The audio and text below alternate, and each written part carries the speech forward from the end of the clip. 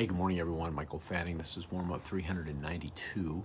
And today I was listening to a great podcast called Hidden Brain with Shankar Vedanta, and he was interviewing a linguist. Her name was Deborah Tannen. And it really was eye opening for me just to think about my communication style. And her whole podcast was on conversations and how our conversations can be misunderstood because of the way that we communicate and our styles of communication.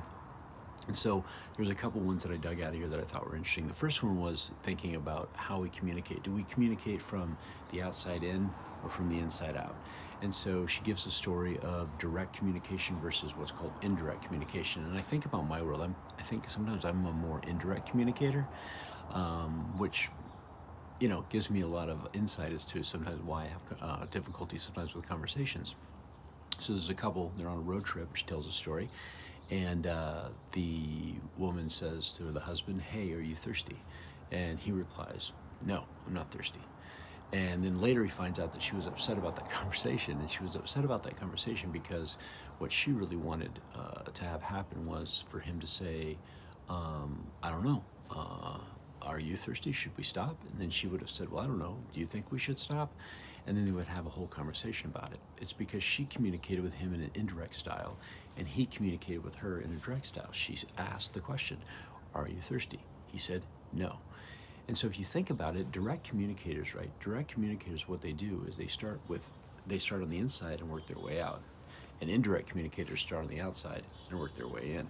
And so there can be, it can be misconstrued, misunderstandings. So what type of communicator are you? Are you a direct communicator or are you an indirect communicator? And then the second one she gave me was this, is that those two styles, right? There's things called the message and there's things called the meta message. The message is the words that are used. The meta message is the understanding we build in our mind about the words that are used or the lack of words that aren't used. And so she tells a story of two colleagues walking around a lake, and it's kind of a chilly morning, and they work at a university. That's where a lot of the professors walk around this lake. And so she's walking with a friend and they're talking, and one of their colleagues comes walking past him and he's not wearing a coat. And so her friend says to the person, "Where's your coat?" And he says, "Thanks, Mom." And so then they keep walking. She goes, "What was up with that?"